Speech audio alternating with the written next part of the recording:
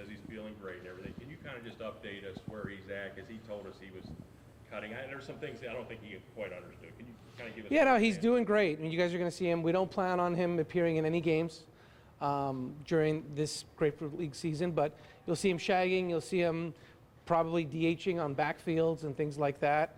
And I think once we get to the end of camp, we'll have a better idea on a time frame. But the big thing for us is just making sure when he's back, he's full go, and he's back to the elite player he's always been. He said he's running at about 90, 95%. When will we start doing like cutting and that kind of thing? You know, I don't have exact date for you right now. I think just in my view, knowing he's not making the opening day roster, we're sitting here in the middle of February. That's 6 weeks from now, right? So that's far enough away that my focus will be once we get to the end of camp, you know, what do they feel like? When does he start a rehab assignment and so on, start planning ahead with the roster. But, you know, look, from our standpoint, I'm focused on how are we getting to 26, what's it going to look like, and once we get to the end, we'll have an idea when we think he could be back, and that'll impact some of the decision making. Do you like what he's said about planning to take it easy on the basis this year? Does it feel like that message? Yeah, knowing Ronald, he's saying that now, but he's so competitive, and once he gets out on the field, you know, and even the last time he came back, he ran really well. Defensively, he was just a little more tentative in the outfield, but his sprint speeds and everything on the bases in 22 was the same. So I think, you know, I think as he gets older and he matures and so on, but it was a freak thing that happened. So I don't think it's necessarily the base stealing or anything like that. I mean, the first time was a play in the outfield, right? So I think he'll be smart about it, but I do think once he gets more confident, I still expect him to, you know, be selective when he does run. In the Strider, I think he's got a bullpen today, but where's he at in terms of getting to lives and then kind of the next steps after that? Yeah, he's throwing a bunch of bullpens. Again, we're not putting any timelines on it. Again, we think there's a good chance he'll pitch in a spring training game before we leave, but you know, we're not locked into that. But he's doing well. He's throwing bullpens. He looks good. You know, live BPs will definitely happen in spring training, assuming no setbacks or things like that. So we have a calendar for him, but again, I just think if we start saying, hey, on this date he's doing this, and for whatever reason we decide to move it back a day or two, then it's a story and it's viewed as a setback, or we weren't forthcoming. And so what I can tell you is he will not be on the opening day roster. That has been decided. And but the fact that he's thrown off a mound, you know, by the time we get to the end of spring training, we'll have a better idea in terms of rehab assignments and all that kind of stuff. In the process of easing Ronald back, is there a conversation of maybe putting him at DH to start when he gets back to Atlanta? No, he won't need to. And even, you know, there was I know when you look back at the numbers in 22, he didn't DH that much. So he's already so much farther ahead of where he was at the same stage. So just even at opening day, he's had that much more time to recover. So there's been no discussion of it. You know, things can change, of course, but no discussion. We don't anticipate needing to do that at all. And we expect when he's back that he's, you know, playing most likely all his games in the outfield. Who makes that final call? Like, is it Acuna who's telling him ready to go? It's collective. Yeah, no, I think right now that's something that we just talk daily. So he's an outfielder. He'll be back as an outfielder. If, like anything, if he needs a day here and there, we'll make that adjustment. But I'd say that about a lot of players. So, but there's no anticipation that he's going to need to be a DH. Alex, with him coming back from, you know, obviously major surgery, but also knowing that he has been an elite player, is there kind of a gray area of what you kind of can expect or hope from out of him in terms of performance? Yeah, I mean, I think just based off the last time, I think his floor is what he did last time. And I feel that much better that he'll be better than that just because of the way the rehab's gone. The fact that he's going through this a second time, he has much more knowledge and familiarity and just experience of having gone through it. The fact that we're going to give him that much more time, we think should only be good for him and his performance. So I don't want to I don't want to make any predictions in terms of numbers and so on, but I think his floor is what he did last time, with ceiling clearly well beyond that. There's always a lot of talk this offseason when you look at what some other teams have spent in the National League compared to what you guys have spent. So how can you kind of explain to fans that you guys are still just as good, if not better, not spending them? Yeah, I mean, look, I think the biggest difference is we've spent a lot on our own players, right? So we've made a lot of commitment. I haven't looked at it in the last few years. But I think we have the most probably long-term contracts of the majority of teams. If you start looking around the roster, not necessarily in the rotation, but we have long-term contracts all over the place. So even still, we didn't have that many holes. Now we've lost free agents, no doubt about it, but we have some people we're going to give opportunities to. Strider and Fried are not the same, but we lost Strider for last year. We had the best ERA in the game, and we lost Fried now, but Strider comes back. We lose Charlie Morton. Can Grant Holmes take that opportunity and be that guy? We think he's certainly got a chance to do that. From an offensive standpoint, we lost Ronald, and we think getting him back is going to be big as well. So Joe Jimenez is the one loss that we haven't been able to account for. We're hoping guys like Daysbel Hernandez can certainly take a step, but we'll see how with the other guys we have in camp. So we won 89 games a year ago with a lot of things going wrong. And look, the other thing is with the position players we have, a lot of them had for their careers down years. Really, other than Ozuna, everyone took a bit of a step back. So they're still young, they're still elite, talented players. There's upside for them to be better than that. So we explored all kinds of things, signings, trades, things like that. But again, we have our payroll's in the top 10. We have a lot of commitments already, and we're going to be much more selective in things that we do. Alex, there's questions about the 3 starters, as good as they are if they're healthy, given their track records and the innings limits, limited innings, some of them have pitched recently. And then obviously you mentioned Jimenez. Was the luxury tax, you mentioned it wouldn't be an impediment, but was it an impediment because you could have used obviously another starter or a setup guy? And you guys Well, didn't. yeah, and I think so. We looked at doing some things in the starting rotation, but look, you can look at everything, right? And we could talk about anyone. Right now, we were going to go into the season locking in, preparing to have 4 spots locked in: Schwellenbach, Lopez, Sale, Strider. I mean, if you have 7 guys and all of a sudden they happen to be ready opening day, what are you doing with the other 2, right? So that's just reality. We can't bank on guys getting hurt or missing the season or things like that. So you really only had 1 opening in the rotation because those 4 spots were going to be locked in one way or the other. So everything we looked at was who do we think will be significantly better than what we think Grant Holmes might be. And look, I mentioned him because of the way he pitched last year for us and so on. He'd be the front runner for that spot.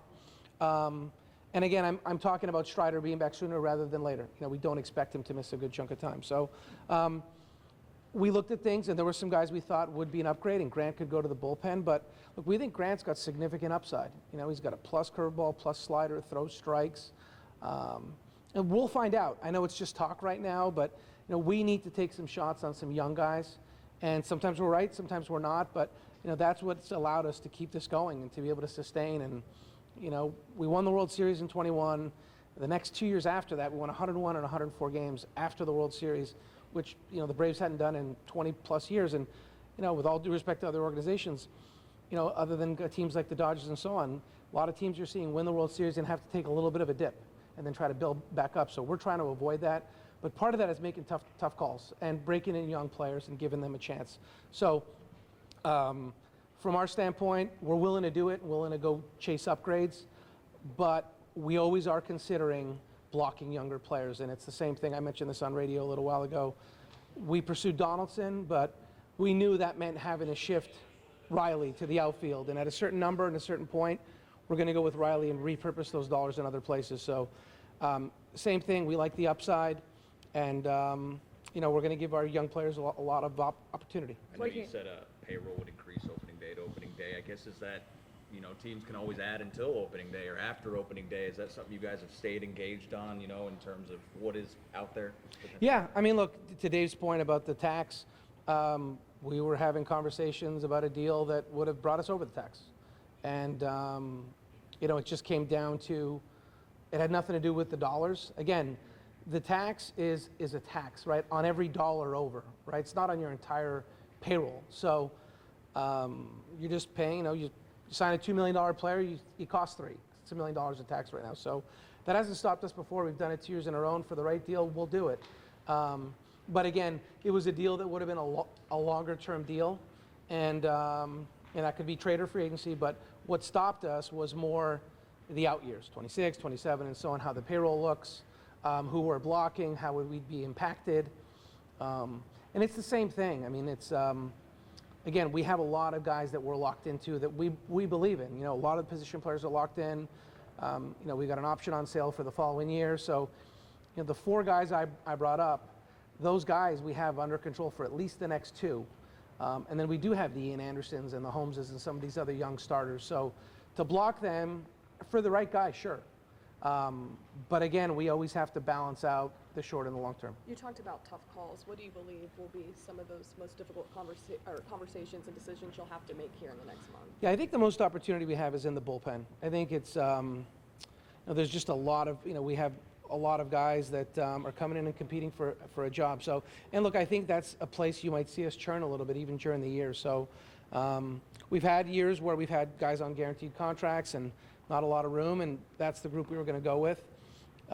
The group that we start with, there's a chance that you see that evolve over time and over the course of the season. So that's probably the one place I'd say there's the most opportunity for the guys in camp. Mentioned a guy like Ian Anderson. How confident are you that he can get back to that form that he was? I know he's dealt with some injuries the past few years. Yeah, and he really, again, you look back at 22, when you look back now in hindsight of getting hurt, and, we won 101 games that year with him making 20-plus starts, and we had a very good team. So I think that's his floor, right? I mean, the other 2 years he was very good, and again, his velocity was down that year and so on, and I think he's capable of a lot more. He's still a young man. He's had a normal offseason and so on. So again, back then he was coming into camp as the 2 starter, the 3 starter, the 4. Now we're talking about the 5th spot. So the expectations aren't nearly as high. I'm not saying just for him, for that spot. But the upside is certainly there. So I like the fact that we have more than one candidate, and we have a lot of young guys as well. And you never know. You hope you have some nice surprises. We've had some really good surprises over the years, whether that's Soroka, Strider, Schwellenbach, Kyle Wright, guys that emerged. Max Fried was up and down. So we've had this organization and development's done a really good job of getting guys ready, and Ian Anderson coming up and doing. So I don't know who that person might be in 25, but it will not surprise me if we have another nice story, because we are deep on the mound in terms of young arms that we have. How realistic is it to think that Chris Sale can put together another incredible Cy Young year like he did last year and stay healthy throughout it all? Yeah, I mean, Cy Young, that's just like winning an MVP, right? So that one person can win that award, so that's hard to put that. But I think Chris, again, when we acquired him, it was just health. When he pitched, he was great. And even that last year with the Red Sox, the numbers, I think it was a 4 ERA, but the underlying information was still very strong. And I think he's in a great spot. And I think I said this at the time. We got Charlie Morton at 37, and he was our 1 starter when we got him all the way through the World Series. And he pitched like a 1. He was an ace. And Chris he's not even 37 years old yet. So I don't want to put any expectations on him. But look, we think he's a frontline guy, no doubt about it. We wouldn't have extended him when we got him if we didn't believe that. And, he deserves all the accolades. So we're confident in him and all the guys that we have. We've asked you about Daysbell and some of the other internal guys. What about Perdomo or Pilar? What intrigues you about a couple of those other guys there? Yeah, I mean, I think Perdomo he's a left-handed starter. He's a left-handed reliever that just really performed well for the Pirates before he got hurt. The strikeout rate was through the roof, and he has upside. And you're talking about him potentially being the 3rd left-hander out of the pen when you already have guys like Aaron Bummer, Dylan Lee. So with the upside that he has, he's out of options. Is coming back from Tommy John now, but he'll have to compete to make the team. Pilar is just someone that really performed well in the minors, went to the Dominican in the winter. The numbers were off the charts. The walk rate was exceptionally low. And again, Rule 5 pick, he's going to have to earn his spot. So there is a lot of opportunity, and we'll go with the best 8. One notable absence from this camp this year is Travis d'Arnaud. Could you kind of walk us through the calculus of deciding not to pick up an option here? Yeah, I mean, there wasn't much to it. It was just we were freeing up as much payroll as we could at the beginning of the offseason. And that was, if you look at all the series of transactions, Soler gets traded. We restructure Aaron Bummer, Ronaldo Lopez. I mean, we're normally not in the business of exercising club options early. We never have. So that's normally not something we would do. We normally wait for the within 5 days after the World Series. We did it a year early on both guys to give ourselves a little more room in 2025. So came down to the same thing. Travis, all these guys, you'd love to have them all back. But at the end of the day, with the other needs that we felt that we had, we were going to repurpose the money, especially at the beginning of the offseason. And look, the minute he hit free agency, rightfully so, he was highly sought after and did great for himself and got a chance to go back home. But, can't say enough about everything he's meant to this organization and what he's done here. But we are just in a position with some of the other needs that we had. You've addressed some of your other areas that How about the bench? What do you think about, I know Smith doesn't use the bench, Yep. but when you look at what you have in the infield or outfield, maybe you don't need them on a, once every week basis, but what if somebody gets hurt? Yeah, and look, it's been a challenge we've had since I've been here. We love the fact that we have guys that play every day. Even Jurickson Profar, 158 games played. I mean, that for us that pops off the page for this organization. There's a mentality that comes with that. There's a reliability, and so on. And look, Austin Riley's been durable as well. He gets hit in the hand, so that's a freak thing. Matt Olson's got 400 plus games or more at that position right now. So. You can't plan for all of it. We're aware of it, but part of by design, going after durable players is, knowing from a philosophical standpoint how we do things. You're not going to be able to go sign guys to be on the bench and sell them on a platoon and so on, because that's likely not going to be the case. We don't have any of those right now. So, what we've really paid attention to is guys that are great in the clubhouse, guys that accept their role, guys that can cover you at both spots. So you see a guy like Eli White last year. We had him working out in the infield, and he'll spend the majority of his time in camp this year. He's out of options as an infielder. We know he can play Gold Glove center field. He's got a great arm. He's a great outfielder.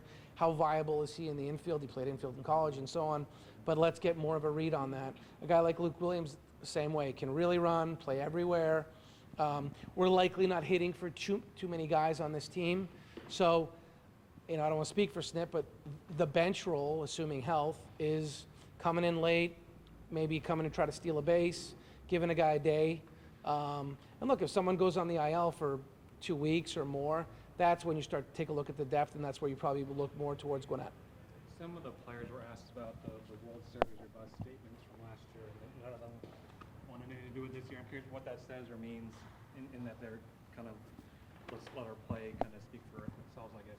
Yeah, I think it's always been that way. I think maybe 2 or 3 guys talked about it last year, which again, we got 26 guys in that clubhouse. They all have their own opinions. They all care. They all work hard. I think you just have to be yourself, and people believe, no doubt about it. But, some people want to express it. Some don't, just want to go about their business. I don't think there's any right or wrong way to do it. So, and I've been here, this is going on year 8 for me.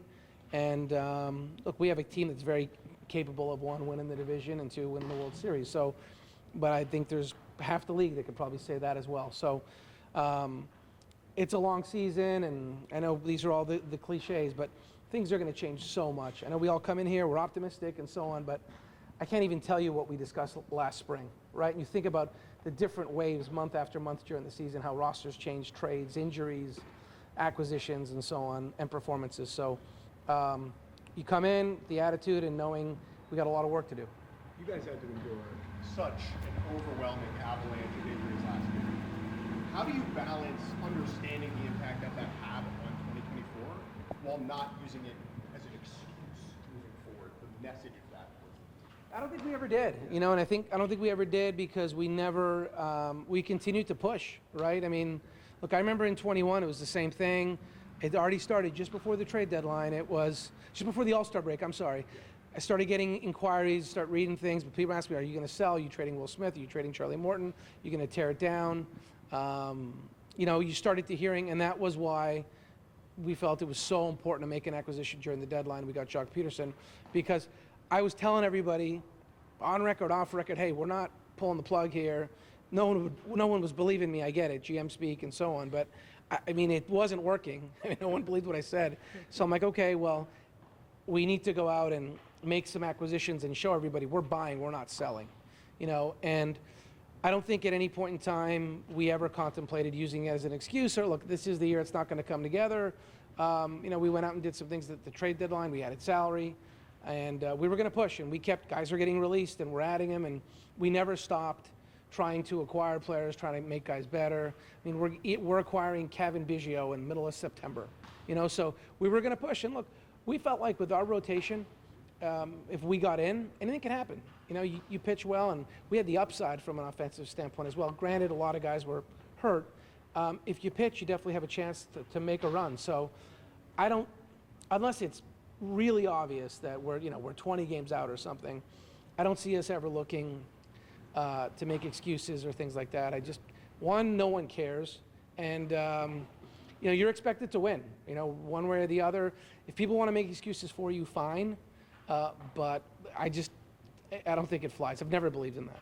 Alex, does you and, does the multiple trades you guys have done with the Angels, is that a reflection of your friendship with Perry? Because you could almost look at it and say, they're not likely to trade with each other because they know each other too well. Yeah, But you I guys mean, seem to go the yeah, other I mean, way. I'm trying to think of the trades. I mean, Nothing big. yeah, I mean, look, Iglesias, you know, that was at the deadline. That was moving a contract. Soler was moving a contract. Guys that are DFA'd and things like that. A lot of times DFA players are getting moved for cash considerations, right? So in that respect, all things being equal, you'd probably rather move a guy out of the league to the AL or the NL, right? So, but look, I've made deals with a lot of GMs. I made a bunch of deals with Oakland when I was in Toronto. Had some transaction with the Giants. You know, so I think you have relationships across the league, no matter what. Dana, I know well with the Astros, talked to him about all kinds of things. So, you know, trades and things like that. It doesn't mean you're going to get things done. So we haven't made necessarily big, significant deals. They were, when you look back at them, DFA player or moving a contract, those are pretty clean, straight deals. And it's more of a binary thing. Are you doing it or not? Do you give him any crap about having half your coaching staff over there now? I mean, look, that's the one. Those aren't trades. And I mean, I remember my kids telling me when Wash and Ely went over there, and they said, you know, why, Dad? Why are you letting them like go there? Like, why are you giving permission? You know, they're under contract. And you know, it's the right thing to do, obviously. But you know, the analogy I used with them was, I said, look, when I was in LA, I was under contract, I think, for 2 more years with them. And so, look, when I was with the Dodgers, when the Braves called for permission, they could have said no, and they allowed me to pursue this opportunity. So we have a policy. We give permission on all of our employees. We don't, you know, there's only 30 of these teams, and there's only so many opportunities, and I don't think it's the right thing to do to stop anyone if they can do better for themselves.